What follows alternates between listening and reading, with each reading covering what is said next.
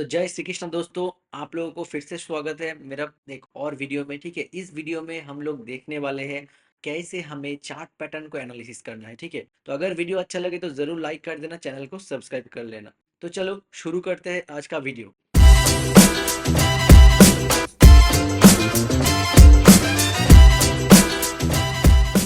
मान लो आप लोग चेस खेल रहे हो। ठीक है, तो चेस में क्या होता है, एक तरफ व्हाइट सोल्जर्स और एक तरफ ब्लैक सोल्जर्स, राइट।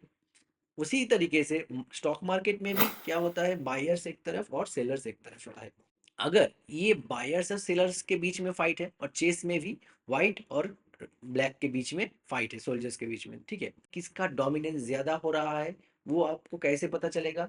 आपको दूर से इस चेस बोर्ड को देखना पड़ेगा, तो फिर आप समझोगे कि यहाँ पर कितना कमियां है और कितना नहीं है। तो इसी तरीके से मार्केट में भी हमें क्या करना पड़ेगा, लॉन्गर टाइम फ्रेम से कोई भी स्टॉक को देख के जांच करना पड़ेगा। ठीक है, तो पहले हमें क्या करना पड़ेगा, देखो हम कोई भी एक स्टॉक ले लेंगे। ठीक है, पहले हमें लॉन्गर टाइम फ्रेम को यूज करना पड़ेगा, यानी कि देखो, यानी कि हमें मंथली कैंडल में घुसना पड़ेगा। देखो मंथली कैंडल में अगर हम यहाँ पर देखते हैं तो क्या दिखाई देता है, ध्यान से देखो। अगर हम मंथली कैंडल में देखते हैं तो देखो ये जो है, यानी कि हम बहुत दूर से इस स्टॉक को हम देख रहे हैं। ठीक है, तो फिर हमें दिखाई क्या दे रहा है, देखो ये जो कैंडल है, ठीक है, ये कैंडल देखो कितना बढ़िया से एक ब्रेकआउट दिया है। क्यों? देखो ये जो जोन है, ध्यान से देखो, मैं जोन मार्क कर रहा हूँ। ठीक है, इस जोन से यहाँ तक। ठीक है, तो ये एक जोन है, ये क्या है, ये है एक सपोर्ट जोन। ठीक है, और दूसरी तरफ देखो रेजिस्टेंस कहाँ पर है, देखो एक बार यहाँ पर भी एक रेजिस्टेंस बना है, तो फिर हम यहाँ पर रेजिस्टेंस भी मार्क कर लेते हैं। देखो इस जोन यहाँ से यहाँ तक एक रेजिस्टेंस वाला जोन है। ठीक है, तो अभी हम देखो ये जो रेजिस्टेंस का ये जो जोन है, इसमें हम क्या देखेंगे, ये देखो मार्केट पहले एक बार ऊपर गया, नीचे आया, और भी ऊपर जाने की कोशिश किया, नीचे आया, दोबारा से इस जोन में आके ये मार्केट नीचे आया। तीस अब अभी क्या किया, अभी इसने देखो ये एक ब्रेकआउट फॉर्म किया है। ठीक है, क्योंकि ये जो जोन है, इस जोन के ऊपर कैंडल ने क्लोज दिया है। ठीक है, कोई भी कैंडल अगर इसका रेजिस्टेंस जोन से ऊपर क्लोज देता है तो फिर इसे ब्रेकआउट कहा जाता है। ठीक है, तो इस कैंडल में हम लोग प्रॉपरली देख पा रहे हैं कि ये जो महीने हैं, मई महीने में ये क्या हुआ है, बढ़िया सा एक बुलिश कैंडल इस स्टॉक में क्लोज दिया है। ठीक है, तो हम कैसे इसे एनालिसिस करेंगे, देखो ध्यान से देखना। ये देखो ये एक फ्लैग बटन क्रिएट हुआ है। ठीक है, तो ये जो पैटर्न है, ये हम प्राइस एक्शन के जो तरीके हैं वो उसी से हम डिस्कस करेंगे। ठीक है, देखो हमें क्या करना होगा, पहले ये लॉन्गर टाइम फ्रेम में हमें देखना पड़ेगा कोई भी स्टॉक को। ठीक है, इसमें बायर्स का डोमिनेंस ज़्यादा है या फिर सेलर्स का डोमिनेंस ज़्यादा है, हमें इसमें लॉन्गर टाइम फ्रेम से शॉर्टर टाइम फ्रेम में आना पड़ेगा। ठीक है, तो ये हुआ एक जोन। हाँ, तो ध्यान से देखो ये जो जोन है, ये इस जोन को ये कैंडल ने ब्रेक किया है। कौन सा कैंडल, देखो हमने ये जो कैंडल है, इस कैंडल ने इस जोन को ब्रेक किया हुआ है। ठीक है, ये मंथली कैंडल। तो अभी हमने देखा कि मंथली बेसिस में तो ये जो स्टॉक है, ये तो बुलिश स्टॉक है। ठीक है, यानी कि ब्रेकआउट वाला स्टॉक है। इसके बाद हम क्या देखेंगे, हम आएंगे शॉर्टर टाइम फ्रेम में। ठीक है, क्या देखेंगे, हम शॉर्टर टाइम फ्रेम को देखेंगे, यानी कि मंथली से अभी हम आएंगे वीकली में। देखो तो देखो वीकली चार्ट में मुझे क्या दिखाई दे रहा है, ये देखो ध्यान से। वीकली चार्ट में ये जो जोन था, ये कंसोलिडेशन कर रहा था। ठीक है, पहले मंथली चार्ट में हमने ऑलरेडी देख ली, ये वीकली चार्ट में भी देखो यहाँ पर कंसोलिडेशन हो रहा है। ठीक है, क्या हो रहा है, यहाँ पर कंसोलिडेशन हो रहा है। अभी देखो ये कंसोलिडेशन के बाद ये जो बढ़िया सा कैंडल है, ये ब्रेकआउट कैंडल है। ठीक है, इसने ब्रेकआउट दिया है ऊपर की तरफ। तो हमने मंथली कैंडल और वीकली कैंडल दोनों ही देख लिए। ठीक है, कि यहाँ से एक बढ़िया सा मूवमेंट और मोमेंटम आया हुआ है, और ये बायर्स का डोमिनेंस आया हुआ है। ठीक है, जो कि हमें वीकली कैंडल से पता चल गया। तो अभी हम क्या करेंगे, देखो, और अभी डे का कैंडल देखेंगे। ठीक है, डे, यानी कि देखो धीरे धीरे से हम क्या कर रहे हैं, छोटे टाइम फ्रेम में शिफ्ट हो रहे हैं, यानी कि हमारा जो देखने का नजरिया है वो हम बदल रहे हैं। ठीक है, तो हमें देखने से ये पता चलता है कि ये जो स्टॉक है बहुत बढ़िया सा एक ब्रेकआउट पोजीशन में है।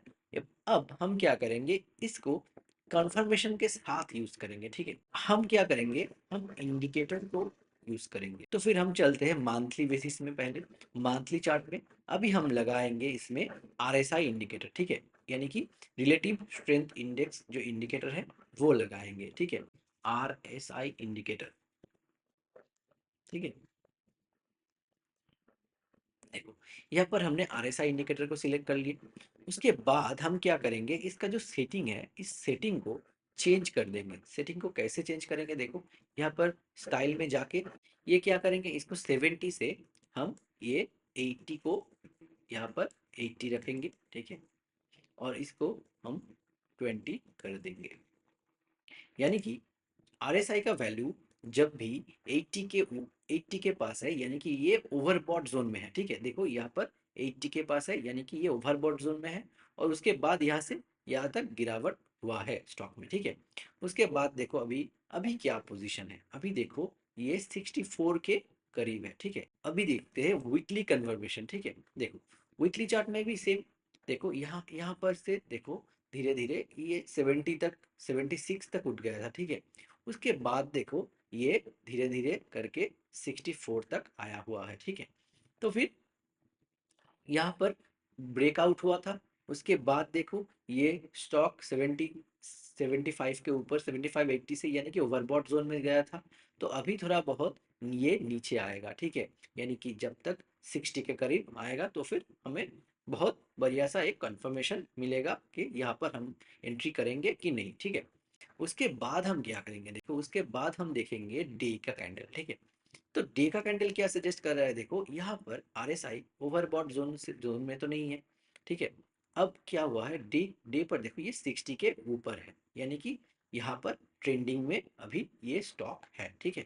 हमारा जो डे का कैंडल है इसमें भी ये ट्रेंडिंग में है, और देखो वीकली कैंडल में भी हमें ये ट्रेंडिंग दिखाई दे रहा है, और मंथली कैंडल में भी हमें ये बुलिश और ट्रेंडिंग दिखाई दे रहा है, यानी कि आप ट्रेंड में ये स्टॉक है, ठीक है।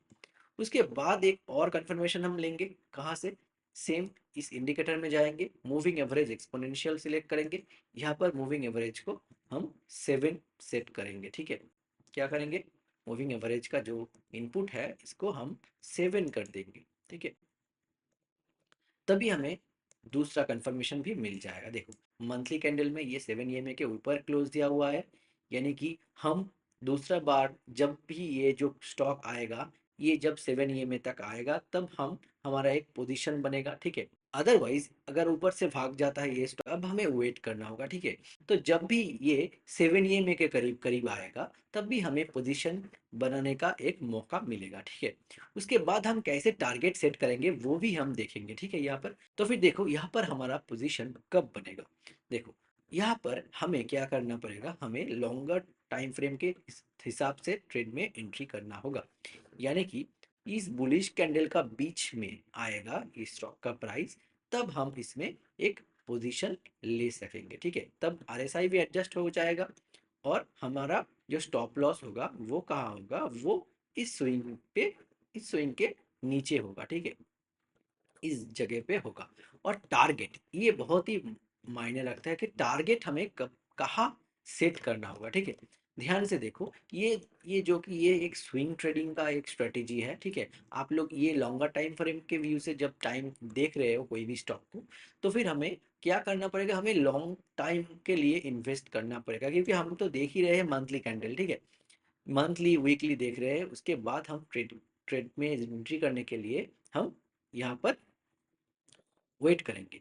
तो फिर हमें अब टारगेट कितने तक मिलेगा, अब कैसे फाइंड करें, ठीक है। देखो ये जो स्टॉक है, स्टॉक का लो से लेके हाई तक हमें लास्ट जो स्विंग आया था वो स्विंग से हाई तक हमें मार्क करना होगा, कितना परसेंट आ रहा है अब हमें वो देखना पड़ेगा। देखो हमें टारगेट जो रखना पड़ेगा वो ऊपर की तरफ, यानी कि इस जगह से इस हमें ये जो कैंडल मिला इसको क्या करना है, इसको ये जो ब्रेकआउट वाला सेक्शन है इस जगह तक हमें रखना होगा, ठीक है।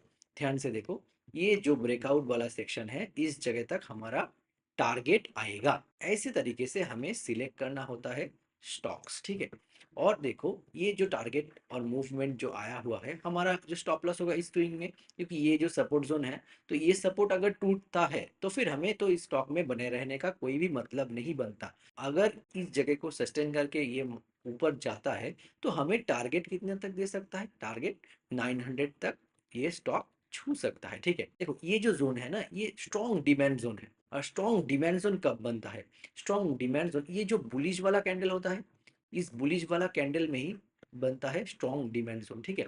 तो इस तरीके से अगर हम कोई भी स्टॉक को एनालिसिस करके उसमें इन्वेस्ट करते हैं तो फिर हमें बहुत ही बढ़िया सा मोमेंटम पकड़ सकते हैं और प्रॉफिट भी पकड़ सकते हैं, ठीक है। ये मेरे तरफ से कोई भी रिकमेंडेशन नहीं है स्टॉक में इन्वेस्ट करने के लिए, ठीक है। ये जो वीडियो मैंने बनाया पूरा का पूरा ही एजुकेशनल पर्पस में बनाया, ठीक है। आप लोगों को समझाने के लिए कैसे स्टॉक को एनालिसिस करते हैं उसी की पर्पस से ये वीडियो मैंने बनाया है आप लोगों के लिए, ठीक है। देखो ऐसे तरीके से आप लोग अगर चार्ट पैटर्न को रीड करते हो तो फिर आप लोगों का जो ट्रेडिंग करने का जो नजरिया है वो बदल जाएगा, ठीक है। तो आज के लिए वीडियो इतना ही। अगर आपको वीडियो अच्छा लगे तो जरूर लाइक कर देना और चैनल को सब्सक्राइब कर लेना, ठीक है। अगर आप स्विंग ट्रेडिंग में इंटरेस्टेड हो तो फिर आपको ऐसे तरीके से ही चार्ट को रीड करना सीखना पड़ेगा। धीरे धीरे से लॉन्गर टाइम फ्रेम से शॉर्टर टाइम फ्रेम तक आना पड़ेगा और दूर से देखना पड़ेगा चीज को, ठीक है। तो फिर आपको समझ में आएगा कि कौन सा चार्ट बेहतरीन फॉर्मेशन में आया हुआ है, ठीक है। आज के लिए इतना ही, फिर मिलेंगे नेक्स्ट वीडियो में। Thank you so much for watching this video.